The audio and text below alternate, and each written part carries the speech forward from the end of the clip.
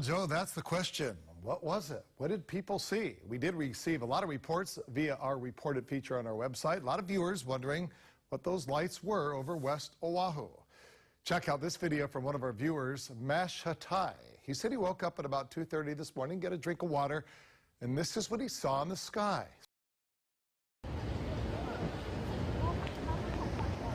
There was like 10, like a little over 15 maybe? Yeah. I noticed it coming in. I was like, whoa. There's a new video this morning that some say may be proof we're not alone in the universe. A UFO in the form of a bright light is seen descending over the Dome of the Rock in Jerusalem. The video is said to be taken over the weekend. Then suddenly the light shoots up into the sky. There you see it. Another video from a different angle appears to show the light doing the same thing. He said, well, I was frightened you might hit these things, and they hit us back and retaliate and destroy us. Yeah. So what did they look like then? They were just like orange, yellowy footballs. Yeah. It split into two lights. The two lights disappeared and then four lights appeared. In the particular period of time where I think both of us were really into meditative things. Oh, wait. So when I saw this thing, we were super spiritual. Not spiritual, didn't see anything. And now I'm back to being spiritual. And here it goes. I'm like asking for this to show up and I'm trail running by myself. And I'm like, what the is that? Hey folks, hope you're all good. Now, in the last video, we talked about black triangles. And I tried to keep the information that I gave you very, very factual and based on prototype aircraft and lots of things that are very nuts and bolts, if you like. But in this one, we're going to be talking about what is actually the most observed anomalous phenomena out there, which is orbs. Now, in order to do this, we're going to have to take a different tack. We're going to be talking about the Bible, we're going to be talking about religion, sci-fi, space, astronauts, you name it. So there's a very good chance that if the last one resonated with you more, you might get lost in the weeds on this one. But buckle up, get your tinfoil hat on, and let's get into it. Now, one inescapable topic which is going to keep popping back up throughout this discussion is faith of various types. And I think it's fair to say that humans define their reality by whatever their perceptions and faiths are. So, for example, if you're out walking in the woods and you see a bright light in front of you and you're a hardcore Christian, you're going to think it's an angel. If it scares you to bits, you might think it's a demon, something like that. In the medieval times, infections and fevers were demonic, and therefore their overlaid perceptions of reality affected the information that they were taking in. These things have been recorded in that contextual light. So bearing that in mind, some of the best preserved records of human experience are in our religious texts. Now, for example, the Star of Bethlehem is described in the Bible as, in Matthew 2:10, when they saw the star, they rejoiced exceedingly with great joy. And also, after listening to the king, they went on their way, and behold, the star that they had seen when it rose went before them until it came to rest over the place where the child was. So, you could say that that was three people following starlight, you could say that that never happened at all, or you could say potentially that that was an account of a ball of light which travelled in front of these people and then came to rest in a single place, to take it literally. Just an example of what we're dealing with. Now, nobody has looked into this better than Dr. Diana Walsh Pasulka, a massive inspiration of mine in general, and she did a great interview with Jesse Michels on his American Alchemy podcast, where she goes into great detail and has actually had access to the Vatican's private vaults. Now, the typical YouTube thing to do would be to take the bits where she's referring to orbs and whatnot from her interview with Jesse Michels, cut and paste them into my video, and then use that content for myself. But frankly, I think that's really rotten journalism and lazy content creation, because I really respect what Jesse's done on his channel, and I respect Dr. Pasulka's time. So for me to steal that content without their consent, I think is just a really lame thing to do. So what I will do is summarize that in my own words, but I really encourage you to go to the original source and check it out, because it won't be time wasted at all. The first example given by Dr. Pasulka in her interview with Jesse was that of St. Francis of Assisi, a prominent figure in the Catholic faith, who, in modern tellings of his encounter with the anomalous, including that mentioned on Wikipedia, says that in 1224 Francis received the stigmata during an apparition of a seraphic angel in a religious ecstasy. However, Dr. Pasulka had access to the first 3 translations into the English language of his original account, in which there's no mention of angels or stigmata. It says that a fiery light appeared above him, he put his hands up to shield his face, and was wounded and treated roughly. This is concurrent with modern tellings of how people have touched orbs and received severe radiation damage. So just another example of how a religious overlay has perhaps influenced the actual account of what's happened. In her second example, in the late 1800s, a nun by the name of Sister Maria was awoken from her sleep by a ball of fire appearing above her bed in her chamber. She said that it passed through the wall, hovered for some time, and then moved away. Nobody in the convent believed her, but she managed to convince the Sister Superior to spend the next night in her room. The following night, the same happened again. As both ladies waited, a ball of fire appeared through the wall above her headboard, hovered above the 2 ladies, and then moved away.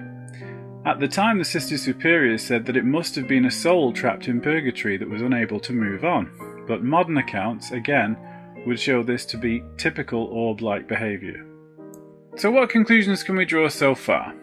On their own, probably very, very little, other than the fact that whether it's nuns talking about souls on the way to purgatory, Roman centurions talking about shields in the sky, or mystery airships in the 30s, people have been seeing strange orb-related phenomena for about as long as they've been writing things down.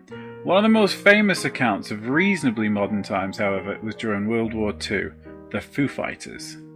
In November 1944, an Allied squadron of night fighters, whilst conducting operations over eastern France, witnessed 9 glowing balls of fire floating alongside their squadron of planes.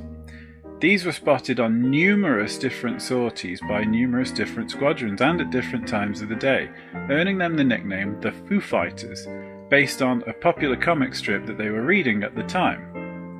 Despite being observed in several different weather conditions and different types of the day, no fair explanation could ever be given for what this peculiar phenomena was. Even the now infamous Project Blue Book investigated this, led by Dr. Alan Hynek, but no conclusion could ever be found as to the true course of these flaming balls of light. He said, well, I was frightened you might hit these things, and they would hit us back and retaliate and destroy us. Yeah. So what did they look like then? They were just like orange, yellowy footballs. Yeah. They were glowing, a yellow little bit of orange coming into it, and all of a sudden they were following us, and we dived and they followed us. We twisted, we climbed, and they followed us. So it was just as though they were intelligent then, and they seemed to know by changing direction. I mean, they were in control. Yes.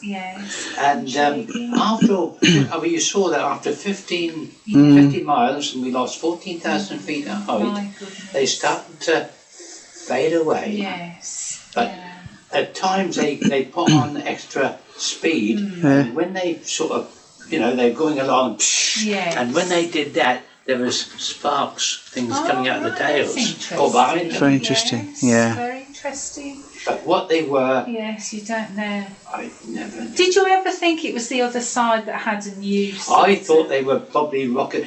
You think a lot about this, and I wonder whether they were controlled anti-aircraft shells. Right. And of course, no one's ever spoken about this. No. I wonder whether they were controlled anti-aircraft shells, controlled by radar. Yeah. But no one ever mentioned, and nothing's been mentioned about this since, have they? But the next things, and a little tinkling around me, okay, we were tired. And then the thing I see, I look, all my instruments, they were all getting crazy. My Sperry compass was going counterclockwise about that speed. All the other instrument was going this crazy, and I said, of course I have the answer today. But I said, holy smoke, what's going on? And when that took place, my 2 wings went sky high, yelling, and the interphone, what's going on? Shit, I'm back and all that. I said, hey, back. And then I said, no radar, no nothing, navigation. What can we do? Radio wasn't functioning anymore. Well, lucky when I think about it, our magneto was still going on. That's still a mystery, because what happened today? I know high level of magnetic field. Okay. In 1952, the citizens of Washington, D.C. itself stood in wonderment as a huge collection of these Foo Fighters, or fiery balls in the sky, flew over the Capitol building and the White House. Some 70 years later, there's still no conclusions drawn as to what they saw. The only evidence remaining is some very grainy footage and newspaper articles written at the time. 8 years later, in 1960, my great-uncle Tom, who I'm actually named after, was milking his herd in a building called a shippen, which was basically a very large rectangular building with a triangular top and a large door at each end where you'd bring the cows in to milk. And he said that he saw ball lightning, or words to that effect, meander in one of the doors, make its way slowly through the building and out of the far door and disappear. So, again, that's kind of lost in history, but he certainly had no interest in flying saucers or any of the strange stuff that he would have seen on television or radio at the time. Have a look at this next case from a local news station about a police officer in Minnesota, and compare the details of it to the account of St. Francis of Assisi through a different lens, this time of science rather than religion, and see if you can see the similarities. August 27, 1979, Warren, Minnesota, 20 miles from the North Dakota border.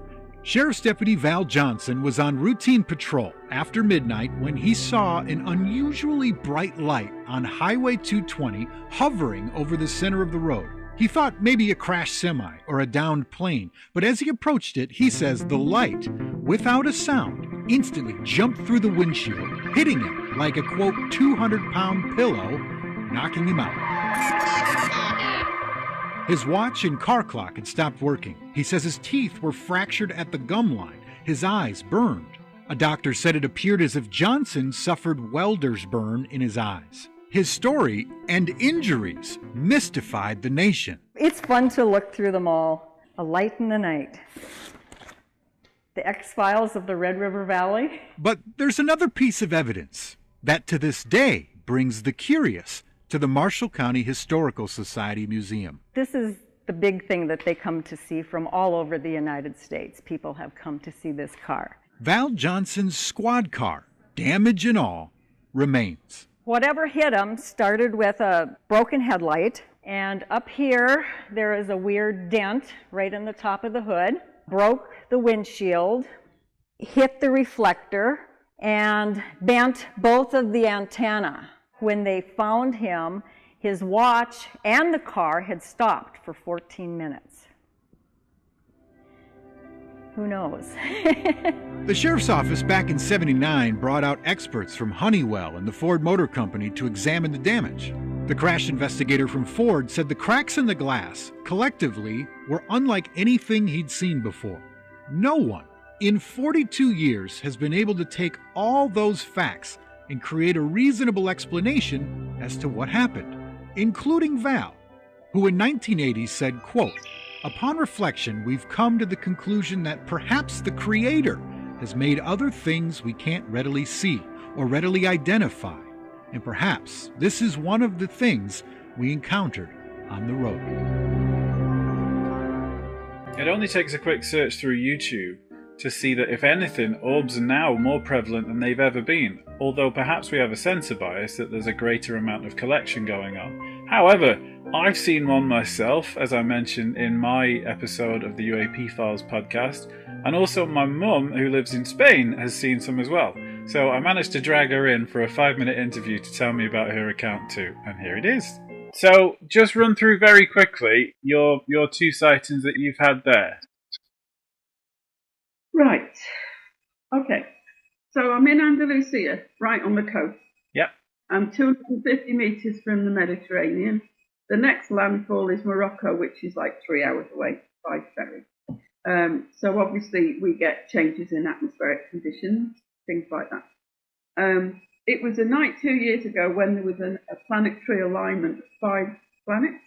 So obviously I was interested in that, and I kept nipping out onto the terrace, where there was very few buildings in front of us, nothing to obscure our view of the sea at all.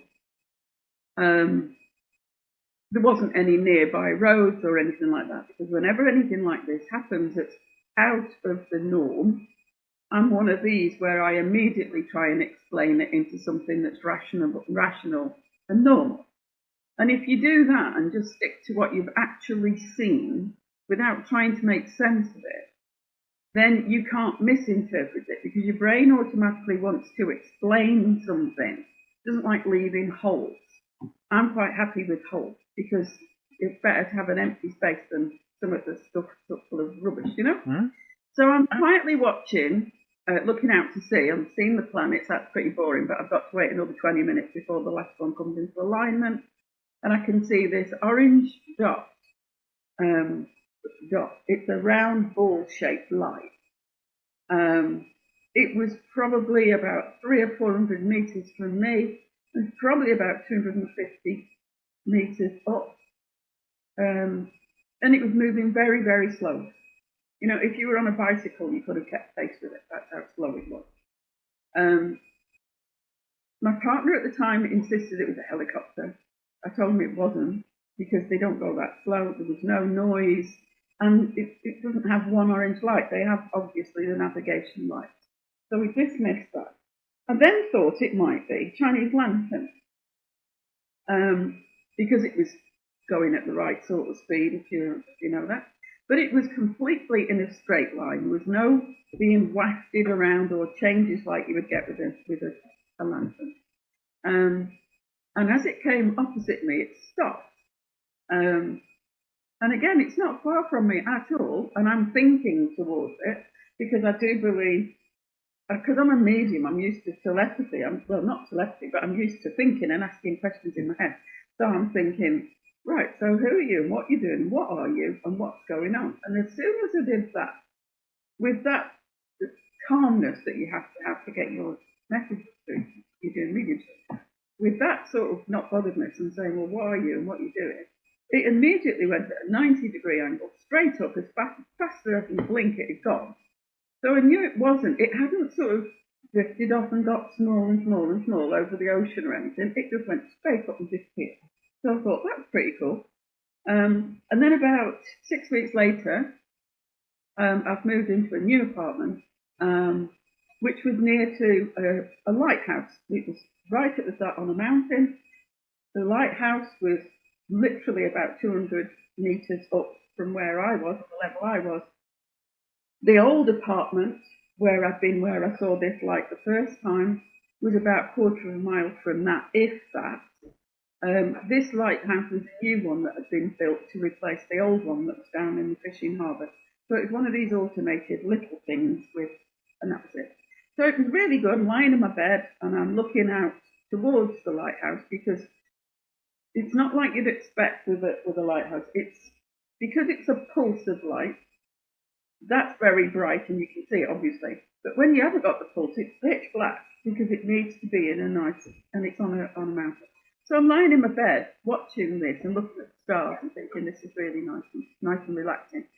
And I noticed that underneath what I presumed to be the pole star, which probably wasn't, but you know, it was a nice bright star, there was an orange dot, again, quite big, the same sort of size as you see the pole star, the North Star. I'm thinking, right, this is a bit weird. So you're not supposed to be there. What are you then? Thinking in my head, well, it's not any of these planets, because it's only a couple of weeks since I was looking at you at that end, and the planets were all to the extreme right of me. This isn't it. What are you? And it's almost like, as soon as I'm saying, what are you? It shot straight up again and it would disappear. So I totally believe it was the same phenomenon that I was seeing. And there was a definite it wasn't like trying, if there was a reasoning behind it, as soon as it realised it had been spotted or there was a connection, then it disappeared. Awesome. So I don't know, but that's what it was. Cool. Well, thank you very, very much. It seems then that the orbs are a truly global phenomena, and it would appear beyond even that. As soon as NASA started sending space shuttles up into orbit, the video feeds that they were sending back would occasionally contain some extremely peculiar objects. The common excuse for these bizarre phenomena was often flakes of paint coming off, lens flares, or ice crystals. However, they seemed to behave with an almost biological mannerism, darting in towards the craft, lingering for some time, observing it, and then shooting off in peculiar directions, with a very Brownian motion to their movements. Enter Professor Eamonn Ansbro, head of the Kingsland Observatory. He's published 16 different scientific papers, which have been read over 76,000 times in various journals by a wide audience of intellectuals. He, in his latest paper, proposes that plasma, the fourth state of matter, may well be a foundation for a basic form of life. He goes on to not only describe their mannerisms and characteristics, but to explain that they seem to be attracted to various forms of electromagnetic fields. Interestingly, when Professor Ansbro published this paper, he's run into a great deal of resistance and obstacles. Initially, the article had been accepted for publication by the Journal of Physics and Optic Sciences. Regrettably, they fashioned it into a 2-column article and messed up all of the figures, making the research itself seem silly. The article was next accepted for publication by the Journal of Astrophysics and Aerospace Technology, with exactly the same outcome, again changed into a 2-column article with incorrect figures. The article is currently in press at the Journal of Modern Physics, in which it will appear in print. The British newspaper The Telegraph printed a story about the article on February the 2nd, but regrettably the story was hidden behind a firewall, so only their subscribers could view it. In addition, Google and Bing had hidden the news story. There was a lot of discussion on Twitter and Reddit. However, again, Google and Bing began subsequently removing all of that information using their search engines. Reddit has removed several mentions of this article from its website. In fact, when one of the authors responded to a page on Reddit discussing the article by mentioning the proposal to track and photograph plasmas in space, the administrators removed not only one author's comment, but the entire string of comments posted by other people. When one of them contacted this moderator, that person replied that it was an administrative decision. Very recently, even NASA published a claim that they had found plasmas that may well be related to UAPs. However, that story disappeared from the internet within a few hours' time, and therefore it would appear either an elaborate chain of coincidence or a concerted effort by Google and others to censor the mainstream narrative. Taking into account the recent blanket denial of any form of acknowledgement of anomalous airborne phenomena by AARO, the Pentagon's own department, this seems a very feasible concept. Now I'm going to finish off with a case which is actually still ongoing on a virtually daily basis, and that's the tale of Mr. Christopher Bledsoe, a gentleman who I've had the absolute privilege to speak to several times, and he's always a wonderfully humble, very spiritual man. Chris's account would take far too long for me to describe, but I would really encourage you to check out his book, UFO of God, or some of the numerous podcasts or shows that he's appeared on. Chris has been studied by the absolute all-stars of people in this field. Everybody to the heights of NASA, the CIA, the Pentagon, you name it, and they've met Chris. All could not disprove his encounters. Many have encountered things with him, and it would appear that his faith is what attracts these potentially plasma-based life forms. They'll come in and out, they'll spread apart, they'll line up. Oh, look at that. Look, wow, that was incredible what I'm seeing there. Man, one of them was bright white then. This is a pretty big one. Right Got there. one straight above us. Yep. Yeah. I see it right there. Yep. Oh man, that thing Wow. looked like it shot to the left a little. Wow, that was a huge flash. On the water? Yeah, did you see it? Look how huge. I'm watching the orbs. Watch them, Chester. Come on in closer, guys. It's coming towards us. Can you see it in the camera? Yeah, there are two out. There's one on the other side, just appeared. Yeah, there's a little... Way off. It's kind of dim. You see it, Chester?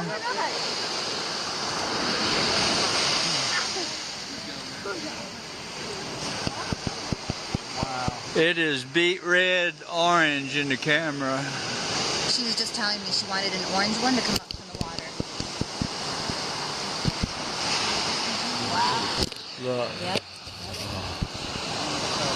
Thank you for that.